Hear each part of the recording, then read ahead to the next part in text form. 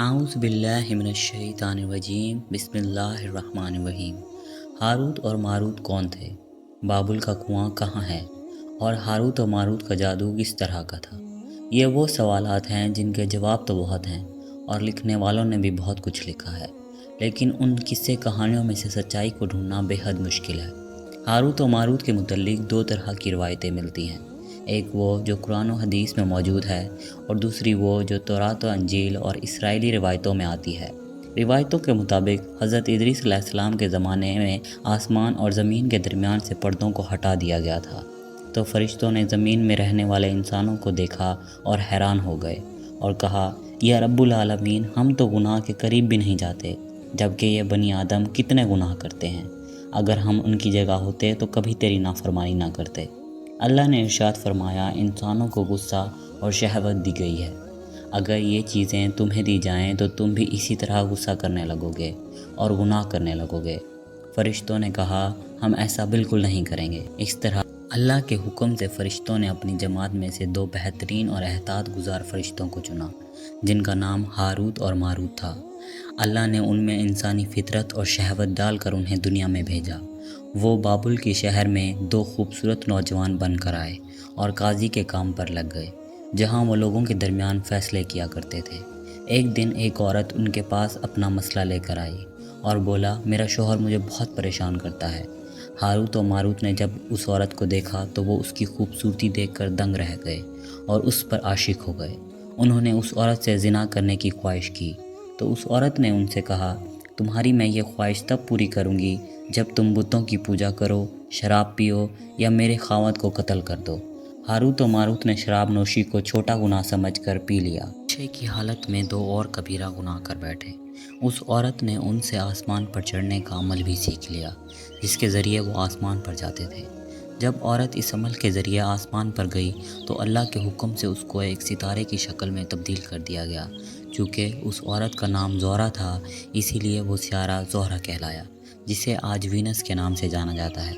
اس گناہ کی وجہ سے ہاروت و ماروت خود وہ عمل بھول گئے جسے پڑھ کر وہ آسمان پر جاتے تھے، اور سزا کے طور پر ان کو بابل کے ایک کنویں میں الٹا لٹکا دیا گیا، جہاں وہ تا قیامت یوں ہی قید رہیں گے۔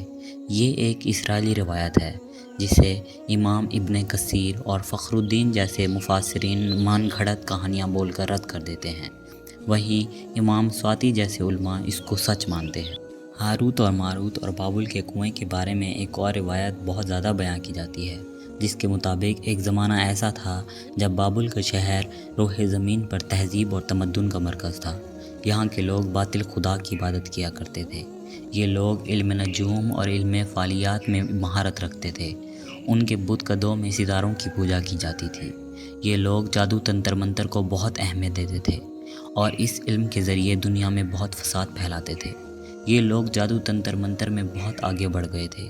ان میں بڑے بڑے جادوگر موجود تھے۔ ان کی کتابوں میں جادو اور تنتر منتر ہی نظر آتا تھا۔ ان کا جادو دور دور تک مشہور تھا۔ مختصر یہ کہ اس شہر کا شہری ہونا ہی جادوگر ہونے کی نشانی تھا۔ جب حضرت سلیمان علیہ السلام کی حکومت آئی تو آپ نے ان لوگوں کو اس شرکی عمل سے روکا اور ان کی جادو کی کتابوں کو ایک جگہ جمع کر کر اپنی عظیم کرسی کے نیچے دفن کر دیا، تاکہ اس فتنہ والے کام کو جڑ سے ختم کیا جائے۔ جب سلیمان علیہ السلام کی وفات ہوئی تو شیطان نے ان کتابوں کو دوبارہ کھود کر نکالا اور لوگوں سے کہا، سلیمان پیغمبر نہیں تھا، بلکہ تمہاری چینی کتابوں سے حکومت کیا کرتا تھا۔ اڑنا، جنات پر قابو اور سلیمان علیہ السلام کے باقی معجزات صرف جادو کے عمل کی وجہ سے تھے۔ بنی اسرائیل نے اس کی بات مان لی اور پھر سے کتابوں کو پڑھنا شروع کر دیا۔ اسی طرح یہ فتنہ پھر سے عام ہو گیا۔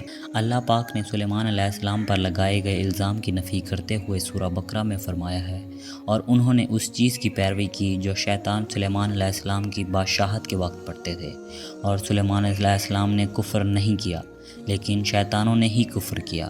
لوگوں کو جادو سکھاتے تھے اور اس چیز کی بھی جو شہر بابل میں ہاروت و ماروت دو فرشتوں پر اتارا گیا تھا، اور وہ کسی کو نہ سکھاتے تھے جب تک یہ نہ کہہ دیتے کہ ہم تو صرف آزمائش کے لیے ہیں، تو کافر نہ بن۔ لہٰذا جب یہ جادو کا عمل بابل میں عام ہو گیا اور لوگوں کی تکلیف اور پریشانی کا باعث بن گیا تو اللہ نے دو فرشتوں کو انسانی صورت میں بھیجا۔ کہ وہ جادو کے عوامل اور اسے باطل کرنے کا طریقہ لوگوں کو سکھائیں تاکہ وہ جادوگروں کے شہر میں محفوظ رہ سکیں، لیکن یہ تعلیم غلط مقصد کے لیے بھی استعمال ہو سکتی تھی۔